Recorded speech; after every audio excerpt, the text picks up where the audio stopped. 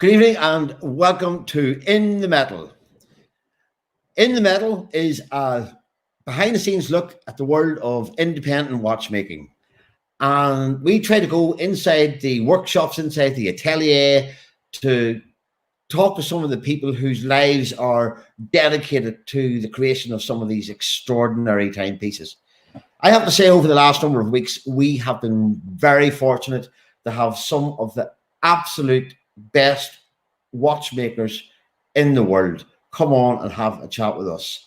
And you know, there's one watchmaker that for a lot of us, including some of the other watchmakers, that if they ever had a watch with this man's name on the dial, you could say that you've done all right in life. So we will be very happy to introduce the wonderful Kari Voutilainen in a few minutes.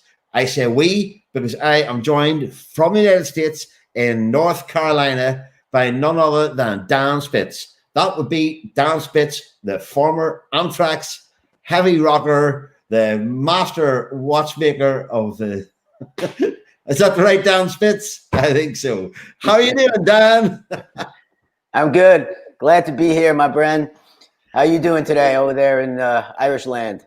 Hey, Irish land is absolutely beautiful today. The sun is splitting the stones, as we say here. You must have sent your crappy rainy weather over here, because that's what we got. That's what we send on our postcards to keep you guys out. So we're it's just keep the sheep, keep the sheep, keep the sheep. That's it, man. So what we got is we've actually had amazing weather over the entire coronavirus crisis.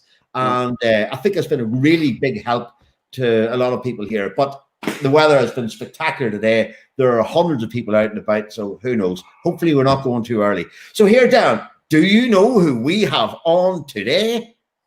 I don't even know what to say. Like, I try to compare this to like heavy metal. It's like I had to meet one of my idols, backstage. It's like I got to meet Joe Perry, the guitar player from Aerosmith, who's my idol, or I don't even know. That's what this is for those who know or don't know who Kari is. If you don't know, then you've been under some kind of rock somewhere. Or if you don't know, then you are a collector and you're somewhat new to high horology.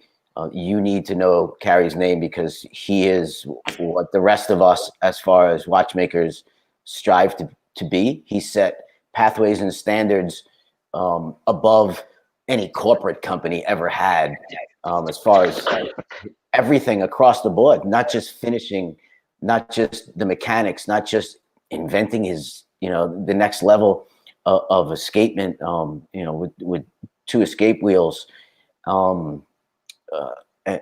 He went and bought his own dial factory. I mean, you want to talk about someone who has like OCD, like past OCD. So, I'm trying to do everything myself for my timepiece here. It's so difficult. I'm 3 years in, and he's gone way past that. He just buys the companies and then runs them properly. Absolutely. I don't even know where to start, because he's an incredible person. More than a watchmaker, he's a master watchmaker of. Look, a lot of people refer to Kari as the watchmaker's watchmaker, and I can see Kari sitting there in the background going, "Oh man," But it's true. People refer to Kari as the watchmaker's watchmaker, and they all look up to him. A lot of today's emerging talent have experienced Kari as a teacher, as a mentor, as a supporter, an encourager, and it's so. As I said, his achievements are not only as a watchmaker, but as a mentor as well, and also with the absolutely incredible way that he runs his own atelier, his dial company, as well as a number of other involvements in a number of other companies that permeate out through that sphere of independent watchmaking. But here, do you know what? Time is precious, and Kari Voutilainen's time is even more precious than mine. He's been sitting there for nearly 5 minutes. So can we go to Moitié in Switzerland and welcome Mr. Kari Voutilainen? How are you this evening, Kari? Hello, how are you? Welcome. Hi, Kari. Yeah. All good, all good. I hope you didn't mind our introduction, Kari. We're very honoured to have you on In the Metal tonight, and it's a great privilege. So it's a great vote of confidence in what we're doing as well, because what we're doing is, as Dan said, it's different. We're trying not to look at the shiny front face of the watch industry, but to go behind the scenes and into the ateliers and the best workshops in the world and see what's going on there, what kind of equipment is being used, techniques, and I've been lucky enough to have a very prized possession beside me here that you might recognise, and I have spent hours in there again today. It's one of my prized possessions, Kari. Until I have actually got a Voutilainen on my wrist, it's that is a close second. So, so just reading about your techniques, etc., and the fastidious nature of how everything is done to perfection, how nothing happens by chance. Yeah, nothing happens by chance. That's true. Yeah, it's hard work. So Kari, what I like to do is give a little background to people who might not know your past history and the struggles you had as a watchmaker to get where you are. Somewhat at the beginnings, we know first of all you're a stranger in a strange land in Switzerland. You left Finland for another freaking cold place. We don't know why. You can't get away from the snow, but at least you got away from the darkness. And you ended up where you are via Wostep, of course. But you started watchmaking school in Finland, correct? Yeah, I was in Finland. My father had a watchmaker friend, and then his workshop was just across the road. He was selling watches, and he was repairing watches and clocks. And that was my inspiration and the connection to the watchmaking. And it was when I went to the watchmaking school. I mean, when I was a young boy, my parents, I like to do things with my hands. And when I was something like 12, 13 years old, my parents did ask what I would like to do when I'm grown up. And I said that I don't know, I want to work with my hands and to be independent. That was my dream. And when I went finally to watchmaking school, it was first time for me that I was really wow, that's for me. And since that, I have the same feeling that. So that was the Finnish watchmaking school, the famous. Yeah. So you did like 3 years there or 4 years? 3 years. And then you headed to Switzerland. Was Parmigiani next, or somehow you got into Wostep? No. How did you make your way to Wostep? No, first I was working 1 year in one retail shop in Finland, repairing watches and clocks, and it was in northern part of the country, and I thought it was cool, it was nice, but I said it's very dark during the winter and very cold. Oh, I got a story about that when I was on tour. Go ahead. Well, anyway, I thought it's good experience, but not for the lifetime. And then finally I found Wostep, and I ended up to go to Wostep, and that was something like you're entering a castle, and you said, wow, that's something I have never seen before. And I saw that there's a lot of complicated watches and all kind of striking watches and whatever. And I saw there's another course on complicated watches, and that was 1988. And I did apply for the complicated course, and I was accepted. So I had a 1 year between these two courses.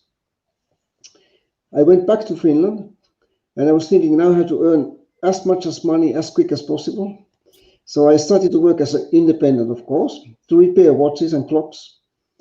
And I set up my small repair shop in town. I was lucky enough to rent a workshop in one retail shop.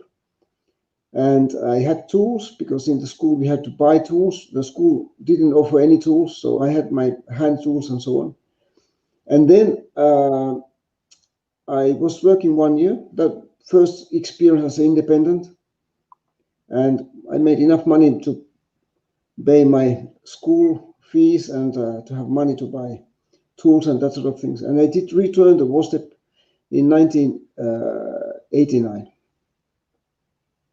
Okay, so my funny story, I was on tour playing Helsinki, and we get into the hotel 2 o'clock, 3 o'clock in the morning, and it was the time of the year when the sun never goes away.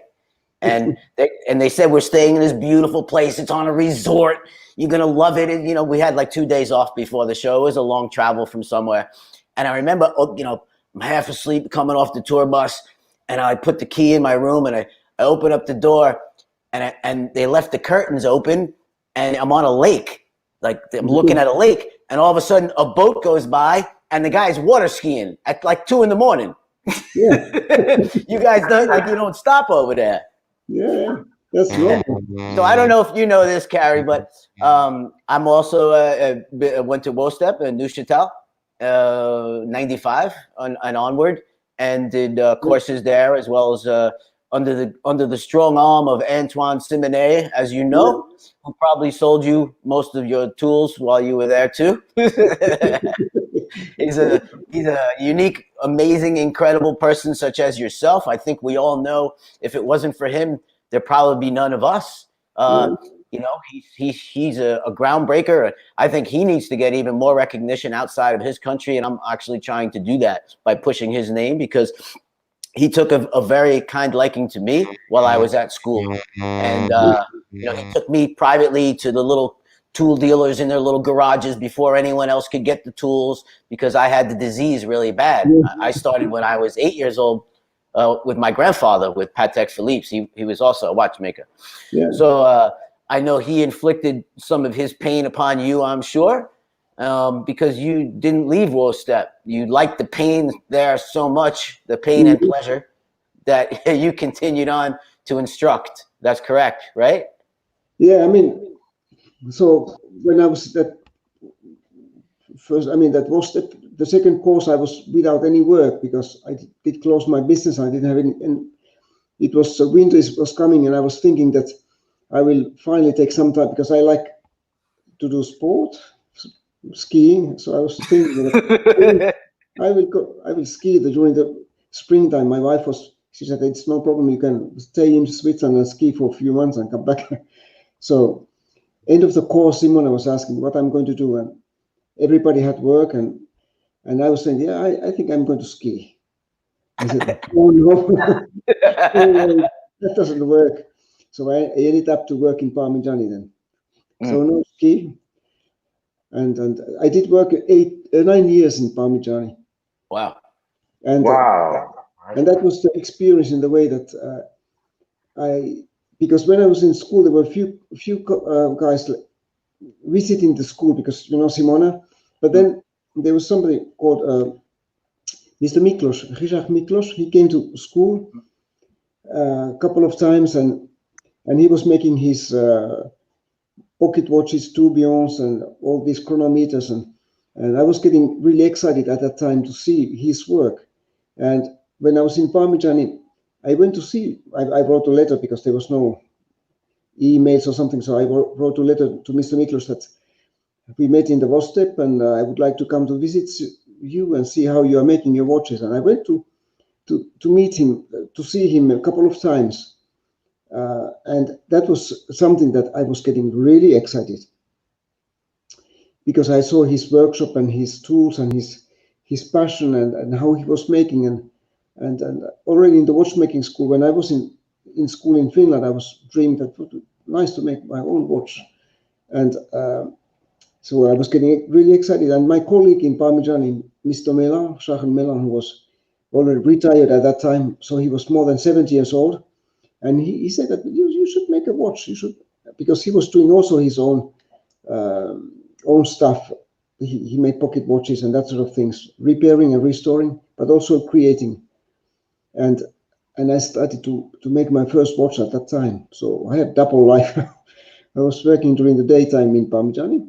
Right. And I was working at home. So I was starting to buy tools, and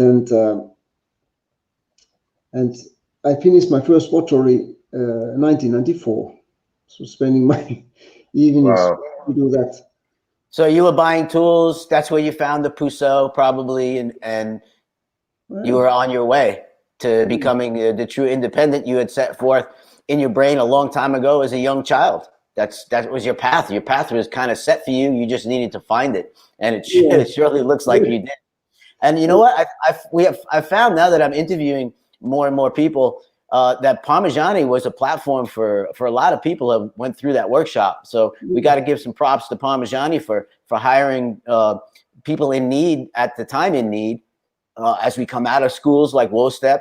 And again, I'm trying to send that message to everyone that almost everyone we speak to here somehow, some way has gone through that special school back then, because we're all old now and bald. WOSTEP. And Antoine Simonet, who a lot of times he's also aligned the jobs for people that need them. Like, say, if Kari wanted to stay in Switzerland, where is the only place back then we could get our hands on complications. In America and the United States, Kari, even though back then it was almost nobody except for myself who came out of WOSTEP Neuchâtel, they look at watchmakers here like we suck. We have no talent. Luckily, I changed that rule a little bit, this much, I don't know, whatever, but no. Antoine Simonet, he hit the courses he wrote for all of us. Really, really set a generation of people into motion for independence. He didn't take no for an answer. Like what the story Kari just said. You got to keep moving. You got to keep going and moving forward. Find your way into what you want to do. It took me a long time to start my own timepiece as well. It takes a lot of money and a lot of funds. You most of the time you can't live a dual life doing it. It's very difficult. And you have to have all those machines. Luckily, Kari was in Switzerland. He could bop around to friends who might have a Hauser M1 somewhere and borrow it for a couple nights. You can't do that here in the United States. The machines don't exist. Not yet. But anyhow, the world is getting small that you can find tools today through internet. But it's also like for me that when I started, when I was in Parmigiani, so I didn't have any tools. When I went to Parmigiani, Michel said, okay, welcome. I offer your work, bench, lamp, but you have to bring your tools and you buy the chair. 250 francs for the chair. I mean, it was bloody expensive. This is Michel Parmigiani. It's a different world, We had to write letters. I mean, so anyway, I bought it, but so that was like, and then I've been building by myself. But it's also that I met a lot of my colleagues later on. That many people they want to be independent, but nothing comes without sacrifice. And like by myself, I have been sacrificing that working, and I was also buying and dealing watches, make money, and always investing back to watchmaking. So buying tools, buying movements, and then selling and buying, and you make money, and then you're able to buy some lathe or whatever, and that's how you can build up things. But it doesn't happen in one night. And I have many colleagues. They started to, when I started as an independent, at that was a time that there were companies in Switzerland. They needed people who were assembling watches or doing repeaters and so on. And these young guys, they started and they didn't have any tools. So even that, you have to start to buy things. So it's an investment, but it's even more bigger investment if you want to start to make watches and you don't have anything. Yeah, so I have noticed that in your book today. How important the building up your tools was, because as you said in it, that there's modern tools that can do anything well nowadays, but there's certain old tools and old machinery that no modern equipment can come near in terms of the quality of the work. And so, but they're not making those machines anymore, Kari. the old ones. So finding those old brioche machine, or finding the lathes and the different tools you need, has been a labor of a lifetime pursuit, really, to build that up. And as you even say, when you get one, then you need another to have as backup, because if you're producing watches seriously, that you can't afford to have either one breakdown. And so I noticed that anyway, with how important the tools were to you. But that's, I mean, you need tools, and you have to find. But it's also, I've seen that sometimes you are waiting for years. I need lathe, or you need, for instance, engine turning machines. I was looking more than 10 years, and suddenly you find two. And then, for instance, the two last ones I bought from 3 last ones. So it was a few years ago during Christmas time. I was looking internet at, oh wow, there's a one for sale, and it was pretty expensive. But I was, and just after Christmas I was paying all the bills, and so, and it was a long time that I didn't see one. I mean, for years. And anyway, I did bid. I got the machine. 2 weeks later, I saw again one more. I was broke. I couldn't buy that anymore. Few weeks later on, I was offered to buy 2 at once. Then I had money. I bought 2, all of them from United States. What is these Chablons? 70s? No, engine turning machines. Engine turning machines, yeah. So you're stealing our machines back over there. Yeah. Thief. You put them to good use, you know. You owe us. You owe me, dude. You owe me some dials for my watch. All right. So,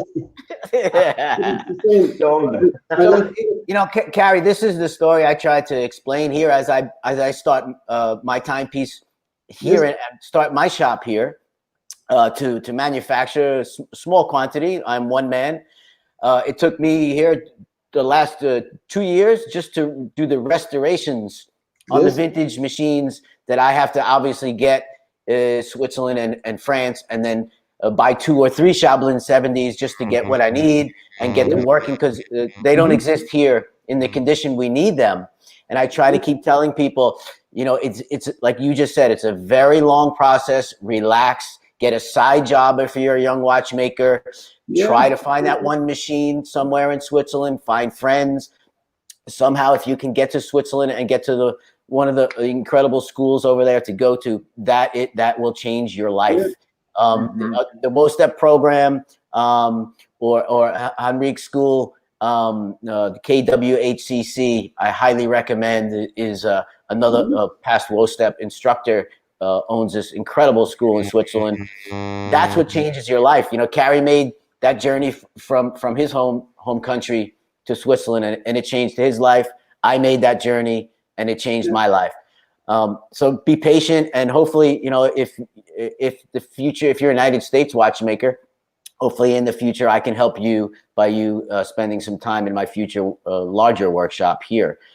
And so, Kari, we're just trying to show them that, yeah, you know, you're stealing our machines, I'm stealing the Swiss machines. There's no Finnish machines for me to steal. Make any machines. I mean, they're doing machines, but big machines. Like, but also, what the other message I'm trying to get out for independent watchmakers is the ability to make more than one watch a year. We have to use CNC. But what the message I tell them, Kari, is it's not CNC like you imagine that it comes out of a machine like little bubblegum things and we just put it together. Our CNC machines are more like prototype machines. That's actually what they're called. And we're doing very low volume parts. And then the parts are almost as raw as if we made them on a Hauser Jigbora or coming off the Chablins, whatever parts they are. They might be a little bit finished, a little bit better, but the work we have to do to those parts it's still exemplary. It's the same finishing work. It's the same anglage. It's the same perlage. It's the same. Nothing really changes. It just enables us to have repeatable parts that are exact. So if somebody buys one of your timepieces number 37, number 137 is the same parts, the same precision across those boards. They're not just handmade, and some are run better than other timepieces and movements. So I know that you're an extensive user of the Haas machines. They're throughout your entire facilities everywhere, even making the main plates and so forth, which is a choice not many make, especially if you're in Switzerland. It's usually a Kern or something like that. Yeah. Can you tell us a little bit why you chose Haas? And do you run CAD? Did you go to school for CAD and CAM yourself? Because I know you had to start at the groundwork somewhere with just one machine. You know, we know you have many now. Like I have many machines here. I mean, I built my own machine because a Kern is too big to fit through my front door. But can you tell us a little about your experience? Because I know you have a few people that sit there full time and design CAD now, but rewind a little bit and fill us all in. Well, perhaps it's more easier when I explain a bit my story. That when I started as independent, first I was alone. I was doing restoration. I was doing work for other companies to have money and to be able to finance watches, because you have to buy case and you have to buy this and that, and then you make an evolution. And then when I was alone, I started to have so much. I was 1 year alone, and I thought that it's not very nice. It's more nicer to have some people with me. And first Watchmaker started, and they started to develop slowly. And then I noticed that to use Ebosch, it's not in the longer term. I can use, but in the end of the day, I have to do it by myself if I want to see longer run. Mm-hmm.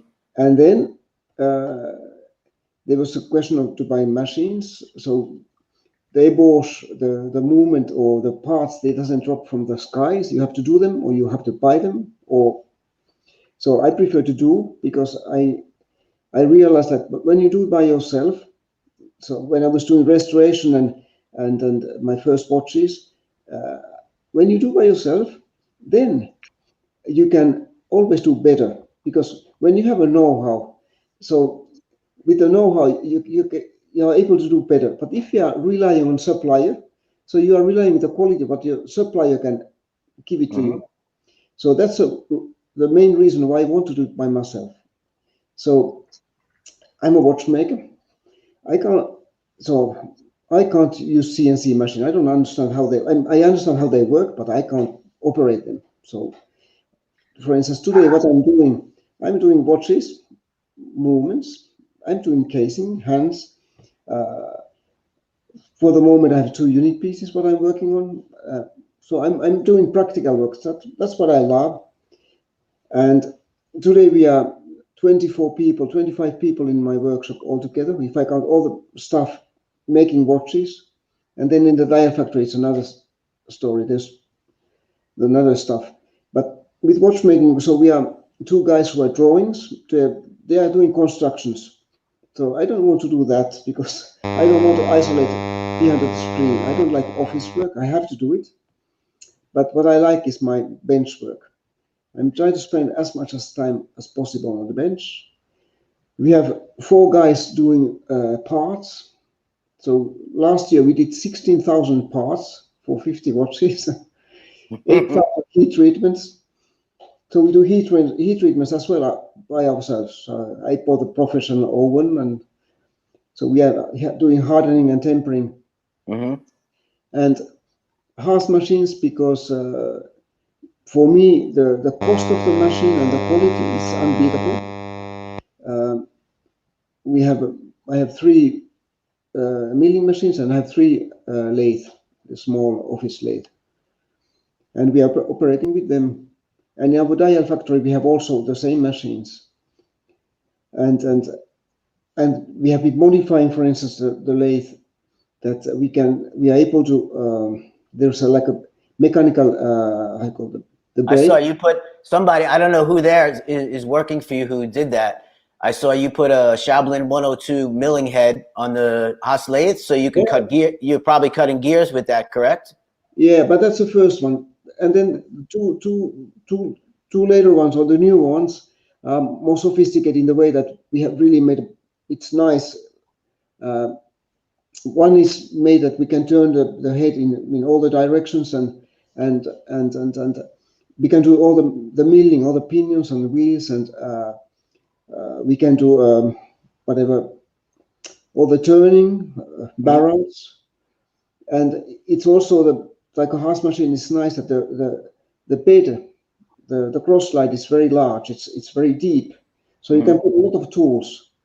It's the only one which you can put up to 6 tools and a milling head.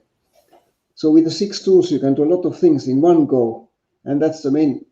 Like you can machine the barrel in one go, so you can cut the teeth and you can do inside and approach the hook and the hole and outside, and you cut, and the barrel is machined, and like that you can ensure the precision of the barrel. It's centric, the teeth and the hole in the middle. It's perfect. You don't have to take it out and put it again and do another operation, and then so to just so people understand, Kari, you somehow made it from the one-man show to having, the next step was you had someone who knew how to utilize CAD, SolidWorks probably, something similar, and CAM, and you're designing your first main plate and movement for maybe a Vinct 8 or whatever it is. You're designing more traditional on paper and giving it to them to put in, and then you oversee. Is that how you're doing it? But it goes all the time like that, because I'm those. You're old school. Yeah, I'm old school. I can see. Some papers, drawings, levers. Drawing all the time with them, so they are doing drawings or whatever, but we are drawing together. Excellent. You also run a very democratic kind of structure in your atelier, if I'm right, in where there's it's an open plan. It's a very, if you like, Scandinavian open plan where, as I think you said, that even so a young watchmaker with a good head on their shoulders can come up with a great idea. So you delegate well to your watchmakers. Yeah, I mean, I see in the way that by myself I can do certain things, but it's also the educational part. But also I have noticed that the most important thing is the motivation. It's not the school success, it's the motivation. And I like young people it's nice because they are motivated, they have enthusiasm, and when they have a right character. And I would say that the motivation, but there's also another thing which is important. It's like in French we could say it's savoir-être et savoir-vivre. Like that you have an attitude that you want to learn and you want to do as well as you can. And with that attitude, you are open to learn, but you're open to accept that I don't know, but I will ask. And you make a mistake. Oh, I'm sorry, I did mistake, but how can I do better? Mm. And when you have an attitude, that right attitude, you will learn. Like a music guy who is playing piano, it's perhaps 5% is a talent, it's 95% is an exercise. And in our profession, it's exactly the same. And when you have a good attitude and you want to learn, you will learn, but it will take time. I think, people ask me, well, they look at my profession and what I used to do, as far as guitar, what you just said actually holds true. They say, how could you go from playing guitar and standing in front of all those people in Madison Square Garden with blasting Marshall amplifiers, and then now you're like sitting alone in a room at a bench, like in silence. And, the similarities are just straight across the board. Because like you just said, sitting in my room alone as a child for every waking hour I could. I couldn't wait to run home from school to get my guitar and be alone in my room with my best friend, which was my guitar, and over and over, repetitively try to do the same scale over and over. It's a sickness that you have to have inherent OCD qualities, which almost every great watchmaker that I hang out with or have talked to, I'm sure your OCD is probably completely off the chart. We all have that, and it's that perseverance. And I think me and you know, as past instructors of watchmaking, that we see certain people with that inherent quality that they're on a quest. You know, they have that OCD. They want to. They need the food. They want to learn. I'm sorry, I did it wrong. I'll go back to my bench. But they really want us to show them, you know, the Simone way. I show you a little, you learn the rest yourself. Yeah. Back to your bench. The hairspring is right, but it's not right. Go back to your Spitz. Back to your bench. You know, and you figure it out. And those are the people that can problem solve. And Kari is doing a wonderful thing, which is part of this whole platform of what I'm trying to transmit to the watchmakers out there, and our collectors, Kari, who love to be a part of us and back independent watchmaking, true independent watchmakers, which is that we give back to the young watchmakers, that we give them a chance to sit next to our old brains and pass on the knowledge that was passed on like to us. Even though we had it a lot harder, we had to write letters, we had to knock on actual wood doors of humans to ask if we can sit at a bench to learn from that master.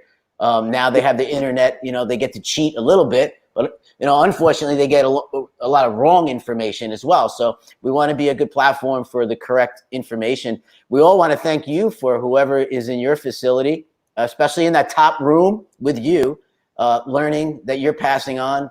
Not just your knowledge, but your business knowledge, because you made it to a point, you put a cap, a very important cap that sets independent watchmaking.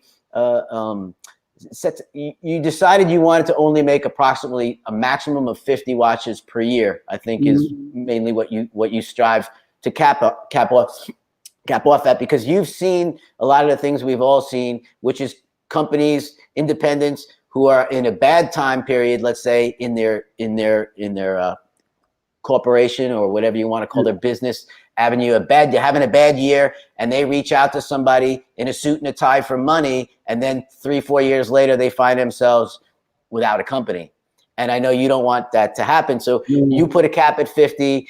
Other people put a cap at 10. Some people have gone through that bad times and they're back home and they just want to make 3 or 4 tourbillons. I think we could all figure out the names that are out there. There's many of them, and it's pretty amazing that you could actually do 50, and you're helping all these people to learn. And we haven't even touched upon your dial factory yet. We're just trying to get a good background of how you got where you are to give other people that knowledge. You know, we're seldom speaking to people such as yourself. We all know the end product of what you produce is mind-blowing, but it's more about how can other people and young watchmakers have that same perseverance and get where you are in 10 or 15 or 20 years time. But there's one important thing also, that there's a passion. And for instance, you know, I'm working, but I've been always working a lot. Like this morning, I wake up 5 o'clock. I was here before 6 o'clock. And I'm still coming back, got lunch, dinner, but I will come back. I'm working all the time. Every day it's 12 hours. It's normal for me. Last weekend I was working. This weekend 3 days off, but I will work again. I have things to do, and I like to do, and it's nice. There's nobody, so I can concentrate to do some stuff. So nothing comes in. If I work 8 hours per day, you just forget it. You have to have a passion, and without passion, it's impossible. And then it's also one other thing which is important. If somebody thinks money, it's already on the wrong track. Immediately, because then you do all the decisions by only thinking by money. When for instance, with what I'm doing, you have to think what you want to do, and you have a new model and watch, whatever, and you should have a vision or long-term vision, not that now I will make quick money. Quick money, it might come, but the next one doesn't come anymore. And it's important to have a long-term vision and think about what you are doing, and you don't think about the money, that how you can make more, and how you can. By thinking that, we end up doing bad decision, and then we can see that a lot of independents, they are no more independent, they are depending because they have a financial partner, and then they are like a small dog, and then you are that, well, now you do this and that, and you have no more freedom to do what you want to do. But that's what I try to tell people, that in each one of these shows is exactly what you just said. Then you're no longer independent. You might look like an independent outside to other collectors, but someone is really telling you what to do and how to produce. Like you said, you're on that leash, and that's not healthy for artists. We are true independent watchmaking is true artists creating what's inside of us, meaning you're creating what is inside of you for somebody's wrist, and you'll be gone, but all your timepieces will be here forever, because you build them the same way I build mine, because we've been trained the same way. We've done a lot of restoration work, so we know we have to overbuild everything. If you make whatever gears or pinions or wheels are in your timepiece, you're making them way thicker than they ever needed really to be to actually function as corporate watch makers, companies would make. So your watches will be here just like Breguet's are still here. That's the way we build them. Your bridges are made out of German silver, and they're handmade because it's passion. If we switch that up and somebody is writing all the checks and saying, hurry up, hurry up, hurry up, you can't do this, you can't do that, it doesn't work. No, it doesn't work at all. No, it so doesn't. I also stress, Kari, a new kind of way for collectors that are possibly watching this to help young watchmakers who may be making their first timepiece, coming out after they've gone to school and some restoration maybe for 5-10 years, that when that young watchmaker puts his drawings out there are some people that have expendable money that might want to give that watchmaker and entrust in him money up front. Pre-order those watches so he can exhale and breathe and get a Shaolin 70 with all its accessories and maybe a Hauser M1 and make his art, and he'll make it for you and it'll be badass. But to help independent watchmakers and watchmaking who come out of school and they've spent many years and all their money getting where they are, but they need a little more help. And there's people out there that do that. And I find that they should, we're kind of pushing that. To support the independent. I have a couple of questions that I can see it turning up here, folks. One is from Captain Forrest, who is watching us. And question is, what is the most difficult discipline in watchmaking that you've had to learn? I imagine that each one of them, be it from polishing to cutting to grillage to hands, or every one of them has its own certain level of difficulty. But the question, what's the most difficult discipline or watchmaking skill to learn and master?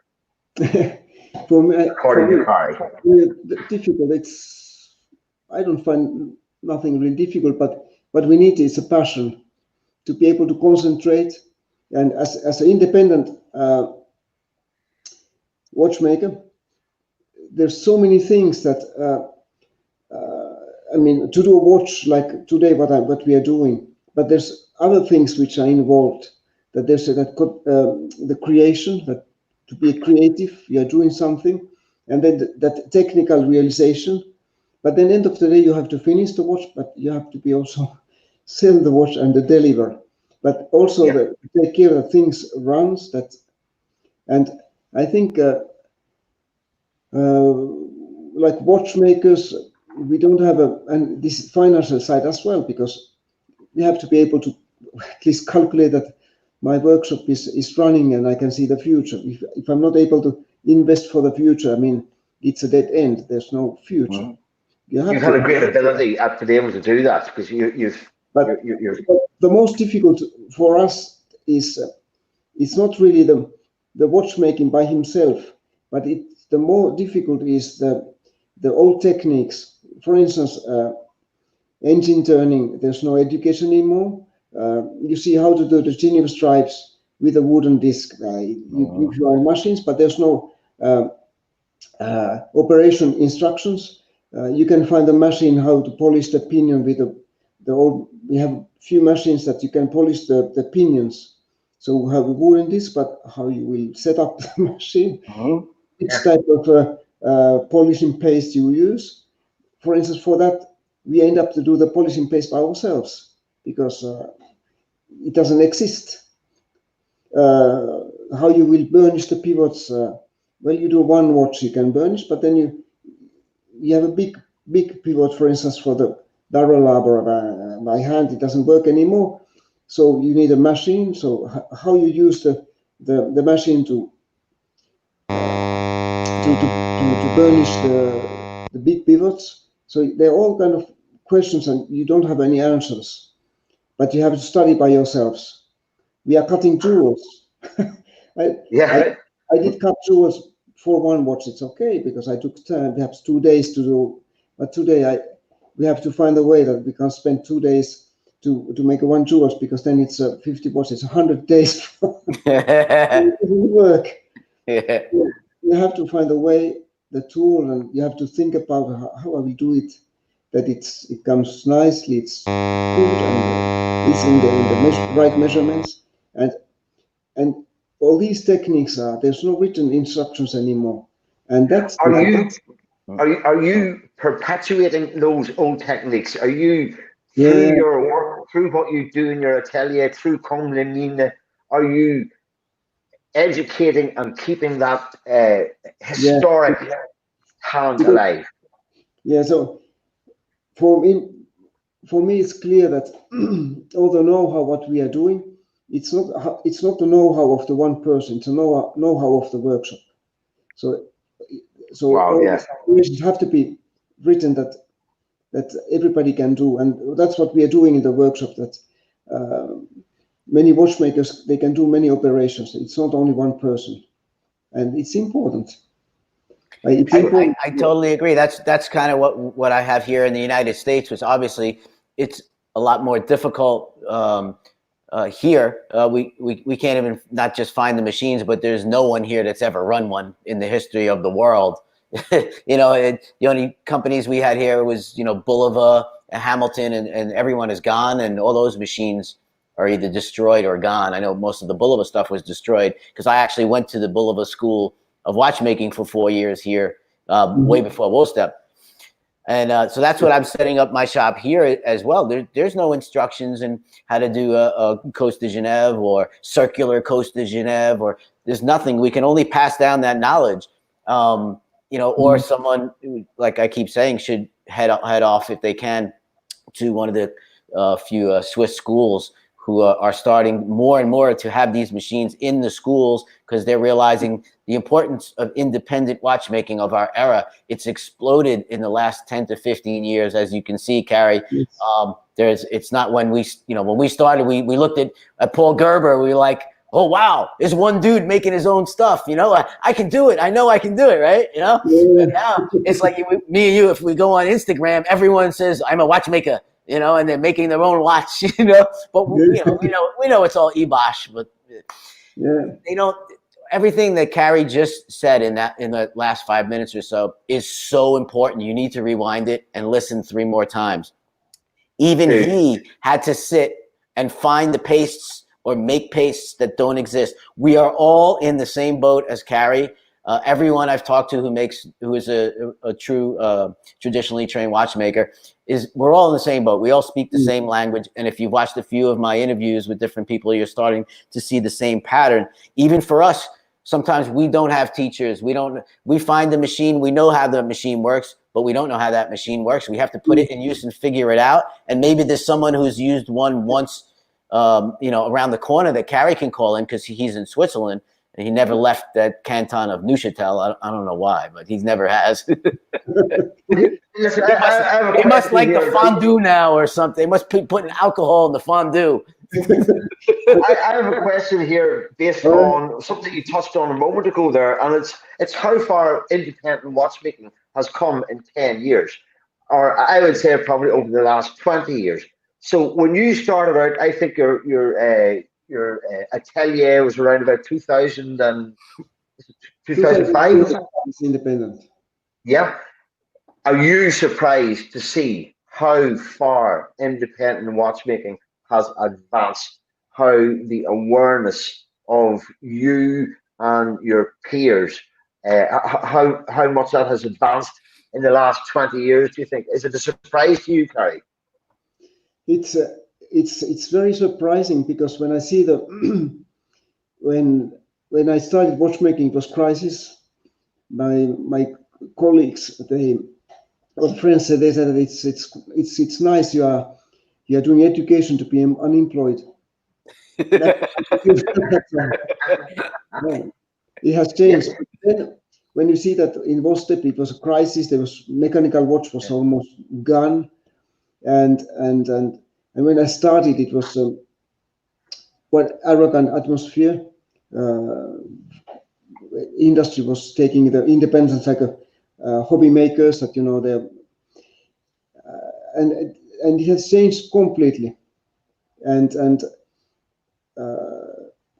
today the world has changed, the communication, and today people, they do understand that what we are doing, it's we need to have when we do the movements and what we do, we have to have plans, we have to have everything done in norms, that we have to be able to repeat, that we are not filing and we are doing something that it works, but then we can't do the next one because perhaps because it was perhaps by accident. It's not like that. You have to be precise. You have to draw and you have to think, and you have to do the plans which are correct. And that's something that today people, they do understand that and thanks to the modern communication. Yes. And the world has changed completely. Well, fantastic. I think a lot of it has to do with, it actually affected me, Kari, and a lot of us around the world. During that crisis, I owned 3 after-sales service centers, independent. I run them myself. Do a lot of Patek Philippe restorations, but the meat and potatoes, the Rolex repairs, the Breitlings, and all the name brands. When they decided, hey, it's a crisis, so we're going to bring all the repairs into the main facilities for the brand themselves and not sell parts to any watchmakers. I think that got us all so pissed off that we couldn't make a living, that a lot of people from our era, thought again about making our own watch, because what else are we going to do? Because we couldn't get the parts. Luckily, I had, parts from way back with my grandfather. So I had lots and lots of parts to do vintage stuff. But I know a lot of my friends, they went out of business and rethought things. And that I think changed a lot of things. But communications has pushed this forward. And independent is not some little dude in his house making one watch a year. We can now, people of our age, Kari, we can find pre-owned Chablins, pre-owned Hausers, right? Yeah. When me and you came out of school thinking, hey, I want to make my own watch, those were still new machines and so far out of reach for our funding. There's no way we could ever have one of those, right? So it's the second generation now. So many other people can have a Hauser 2A and have all the machines here. And also, I think some of the Japanese and so the people who started building their own small CNC machines, who got pissed off because they couldn't afford the accuracy that we need. It pushed me to do mine. I built my first machine completely from my own design, into independence and being independent. And then it's interesting also that when I see, for instance, my workshop, that the work what we are doing here it's very demanding. Mm-hmm. So watchmakers or constructors, the guys who are drawing, and everybody, they have to learn all the time. It's not a factory job where you're repeating the work. So every day for everybody, it's a challenge, and we are doing new things all the time, and people, they're obliged to do. Watchmaker has to do all the operations, polishing screws, making a hairspring, bending a overcoil, doing Crossman inside curve. So they are involved with all the operations from the beginning until the end, everybody. Mm-hmm. And it means that everybody's motivated. If you're not motivated, it's impossible to do the work.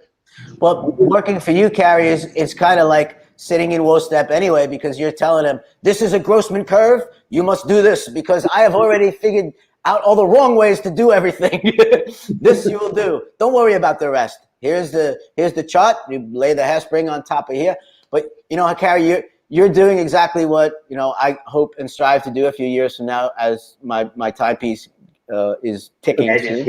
Is help other young watchmakers. Yeah.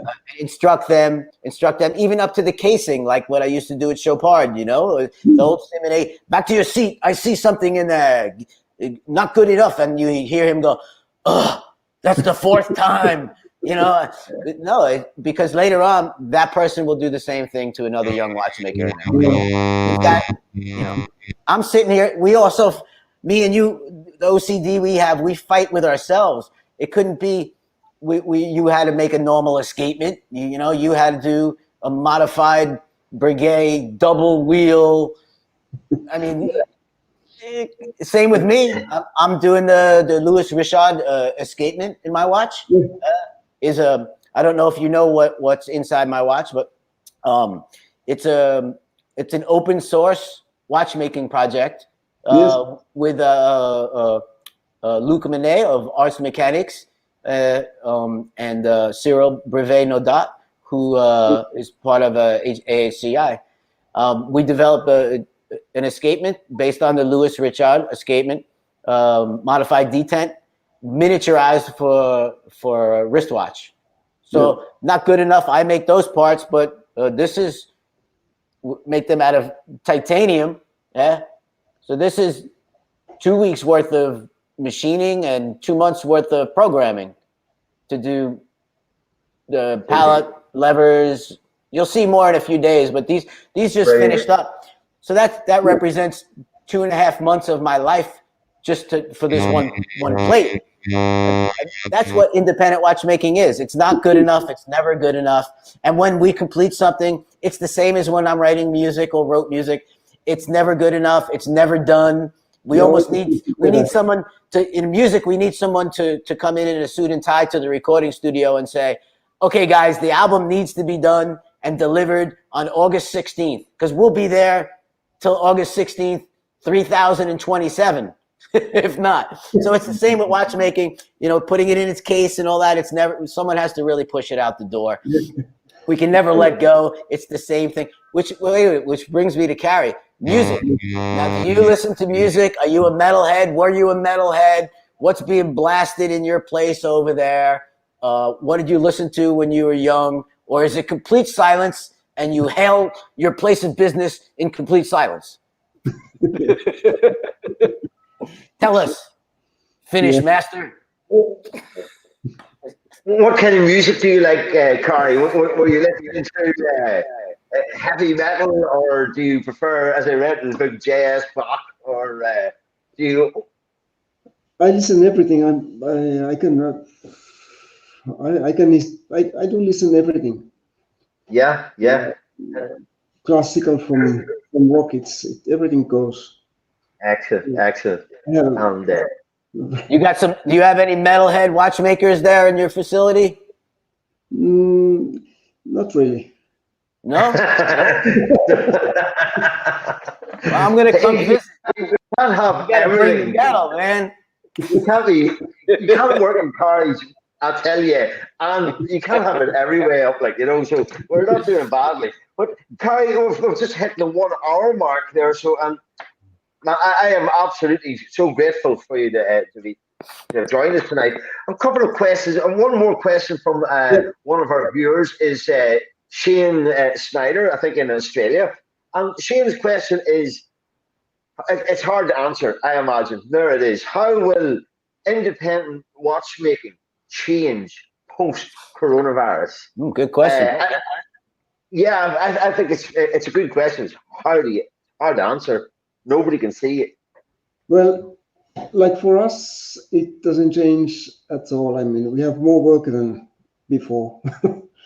You're more work than before. So yeah, I can see that with a lot of independent brands that were doing a lot of the big companies who have their own boutiques, their own single brand boutiques. They've all had to close down. All the city centres are closed down.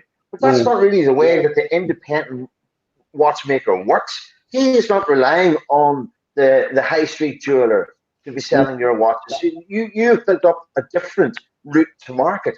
And one thing I have noticed over the last 8 or 10 weeks since the coronavirus really took hold was that all the independent guys I've been speaking to have never been busier. Is that the same with you? Yeah, exactly. And I think that in this modern world also that people, they realize that there's also the human values that when you're working with the independent, then you can work with the individual. It's not the brand or the brand manager or whoever. And when you're working with the independent, it's the same person who is behind, and he's behind of his workshop and his name. And when it's a brand, it's different. It can be the next day, so because he's perhaps kicked out, and it's again another person, and you don't have the same feeling with the brand, because the brand, but the change behind, and that's a big difference. And I can see today that there's more and more people, they want to know the person behind and work with this person. And then, of course, it's a question of the trust afterwards, which is very important. And Kari, before we head out, I did want to touch upon your love for using the Rose engine, and let everyone know who doesn't know that Kari owns, as far as I'm concerned, the finest watchmaking dial factory on our planet, as far as guilloche. So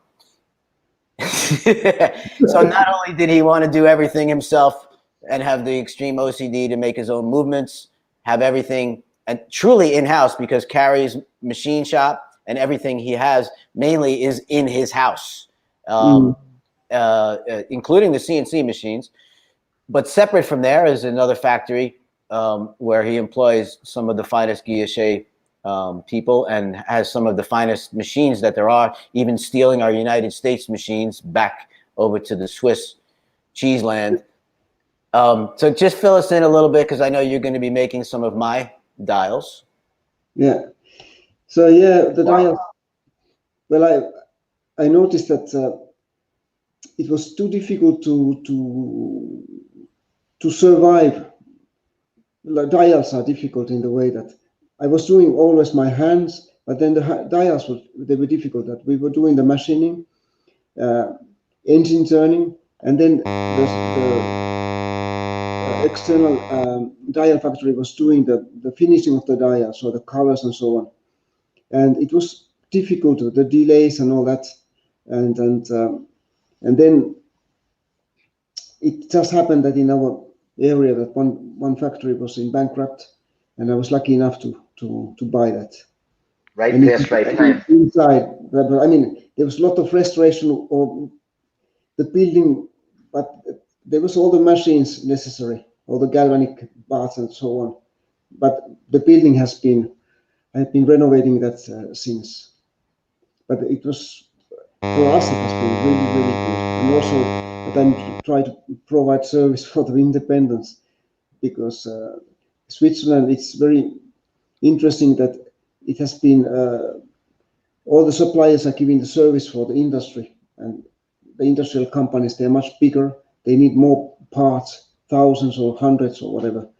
And then it's difficult to get individual parts or individual dials. So that's So Kari, this is independent watchmaker has difficulty getting those parts. But so I have noticed that commonly, I can find your dials everywhere from Helsinki to Oldenzaal in the Netherlands, and throughout the industry, Comblamine has been a fantastic asset for the entire independent sector, because it has allowed some of these other great names to flourish, to create even more extraordinary and more beautiful timepieces. And Comblamine has been a big part of helping that, I think. Yeah. It's absolutely. And then it's also that we are watchmakers and we are looking at the movement, but we should also think about the rest of the watch, because when we are wearing the watch, we are looking the face of the watch, which is it's also as important as the movement behind. So it's not one.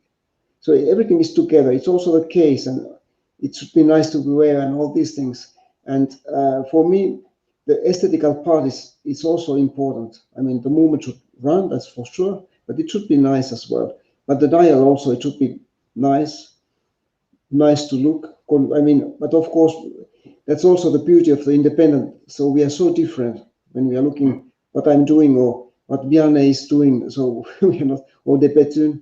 Right, So, but Kari, what the problem that young watchmakers and all of independent watchmaking has is the same problem that we had when we were young trying to do this, is what you just said. We can only buy parts if we can find those parts in massive quantities, because especially starting out, if you need some eBosch parts, even if you need screws, it's impossible to buy, you know, small amounts of anything. If you need jewels and you want to do your first watch as an independent and you need to buy jewels, you know, they want you to buy 500 or 1,000 of one size. We need many sizes in a basic movement. And it gets it's beyond the reach of anyone, and then they retreat, and then their art never gets to be seen to the world. So we thank you so much for small quantities of dials are able to be produced. We as watchmakers, we all know how hard that is, because it's all in the setup of everything we do. Even if it's to make one barrel or one dial or one staff, it's the setup. You know, to make more than one, you know, it's the machine or the human machine just running. And that's the problem of independence that all collectors should know when you are ordering one of our timepieces. It's beyond passion. We have struggles, endless struggles at all levels to produce small quantities. People who are only making 10 watches a year and they're masterpieces, or 5 watches a year. That's really, really hard, because where is he going to buy 5 of everything, or 6 in case he makes a mistake, which he will. we're all right, Kari? But anyway, I think that also that even though the work is not always easy, but it's good when it's not easy, because it has to be a little bit tough, because when things are tough and when you get things ready, then you have a pleasure. Yeah. And that's what I love. Something very special. It's also tough for every day. It's not easy. There are always things that you have to find solutions and so on. And sometimes we have to be yelled at. It's very, very the same way as music. You know, you don't want to write a song like that. You know, I come from that heavy thrash metal kind of music that I invented, with people always saying, well, why don't you slow it down, get on the radio, make a hit. You can write a hit in 2 seconds. It's so easy. The stuff you make, it's like jazz. It's so complicated. Slow it down, make it easy. And it's the same in watchmaking. When we first come out of school, we want to show off and show not how fast we play guitar, but we want to put all the mechanics on the front. And it looks like, you know, and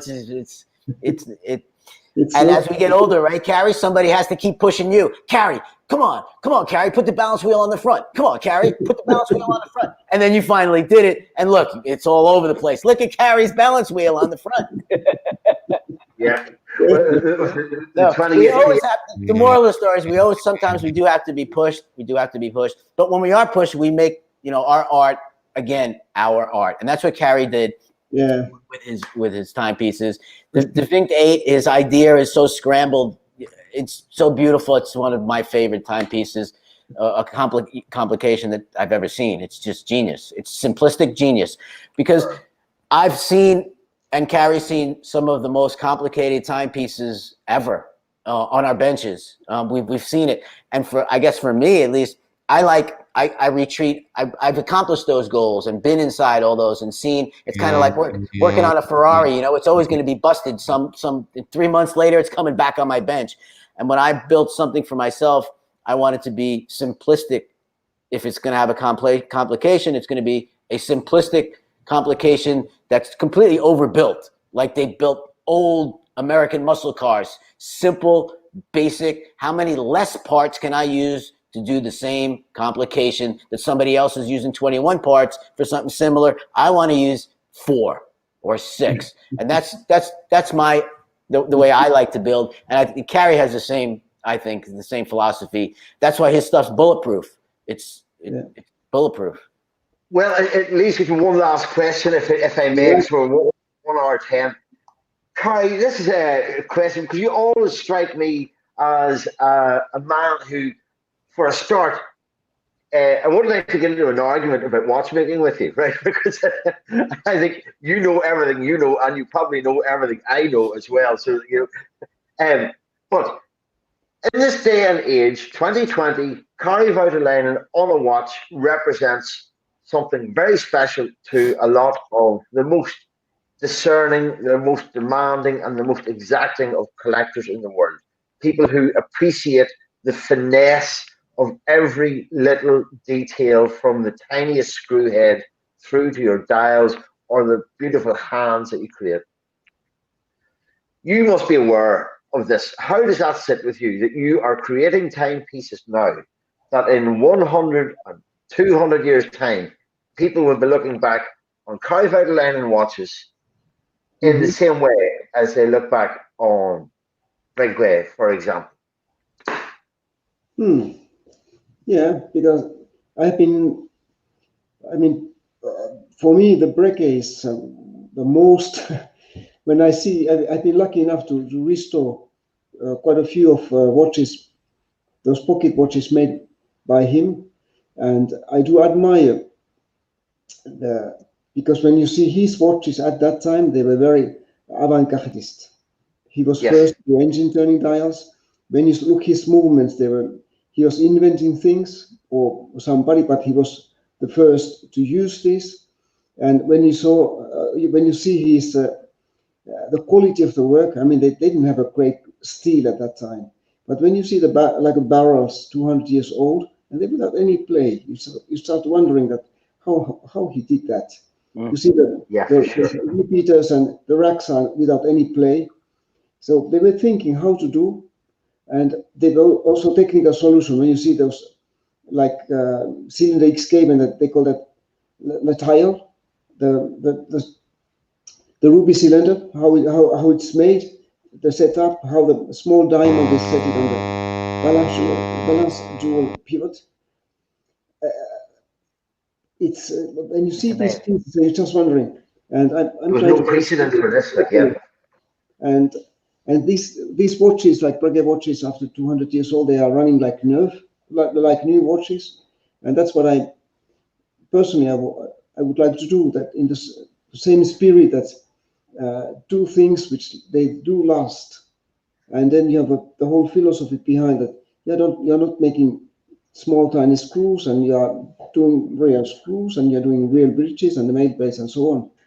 And then end of the day, watch is perhaps a little bit thick, but it's strong. And you can push hands and it doesn't bend. I mean, when you're pushing the hands, when you're doing the casing and so on. So it's the whole philosophy behind. Look at that from Tim Jackson over there in Solana Beach in California. Some say Kari and Louis Breguet could be brothers. So again, before we end, Kari, I'm going to reiterate what you just said and what I said previously. Is if the watch is a little thick, I want the collectors to understand what people like Kari and myself we have seen so many timepieces. It's wonderful to have a thin watch or that kind of thing, but we build things that are going to last hundreds and hundreds and hundreds of years, and we overbuild them. If the watch is a little thicker, and we're not building fashion pieces, we're building brick shit houses. Pardon my language, but that's what we're building. They're built to last. they're built, and not just built, but the design in our heads, and the way we're trained is it's got to be overbuilt. We have to study what kind of metal that we need, what kind of metal will last, what kind of metal did Breguet use in his barrel, because we've seen the metal the types of metal that don't last, and we just overbuild everything. We're putting our name on something. It's not somebody else's name. It's not a corporate name. So somebody's going to be digging our timepiece up way past we're dead and gone, and we want to leave that same legacy as we see, like Kari said, Breguet come across his bench, or for me, early Patek Philippe's in the beginning of wristwatches, all those vintage stuff that came across my bench early on. You pick up one of Kari's bridges and take it off. It's that thing that happened to me the first time I did take apart an old Patek Philippe was, he's doing perlage, not just you take the bridge off and look underneath the bridge, he's decorated that, okay? And then look down on the main plate, he's decorated that with perlage. Now, he gets that. We don't have to do that. None of us have to do that. It's not necessary. The only person that sees that is the watchmaker that's going to repair the timepiece. But that is the above and beyond of the top of the top of the top, and then above that. And that's what Kari does. And I know all his watches are built that way because we've seen that. Because the first time we see that, right, Kari, we go, whoa, check it out. Why did they decorate under here, right? And you sit back, right? You throw your tweezer down and you're like, holy shit, man. That's freaking amazing, right? Ethics. Right? Ethics. It is, yeah. So you going through the minimum. Exactamundo. Yeah. No shortcuts. Look, Kari, it has been an absolute pleasure and a real honor and a highlight for me. One of my highlights. I have to say, I was so impressed with all of the guests that we've had on our show. We've had the wonderful Eva Loiva, we've had John McGonigal, Mark Gianni, with Raul Pages, Peter Speakmarin, and yourself. These are the very, very best watchmakers and artisan horologers in the world. It's a great, great pleasure for me to have Kari Voutilainen on our show. I hope sometime we'll get the chance to do it again, because I'd love to know what the interest in Tintin is, because I'm a huge Hergé fan. And I had a question. I wanted to know, who do you identify with most in Tintin? But we will leave that for another day. For now, Kari, thank you very much indeed. And Kari, I want to say thank you very much for, we know you don't do many of these, but we thank you for hopefully giving knowledge to all the young watchmakers and collectors out there of what's behind the scenes, behind the man. We know you're very busy. You run many companies, and with an iron fist, an iron finished fist. And I just greatly appreciate you giving this knowledge back and helping other young watchmakers. It's the most important part that we can do as instructors and past instructors, is to pass on our knowledge. And we so greatly appreciate you for doing that. And now next time I'm over in Switzerland, I'll come and infiltrate some metal into your metal building. Brilliant. Well, listen, we're going to sign off. We're going to sign off, everyone, and I would like to thank everybody for watching In the Metal again, episode number 7. It's been fantastic. We're finding our way every week. I think we're getting better, and we're refining our art. But it's been an absolute pleasure. So, Kari, you wait on, and after we're done here, and we'll say our goodbyes. But from now, from me, I wish you a goodbye, Dan. Peace out, everybody. Talk soon. Kari, thank you very much indeed. Thank you. Bye-bye.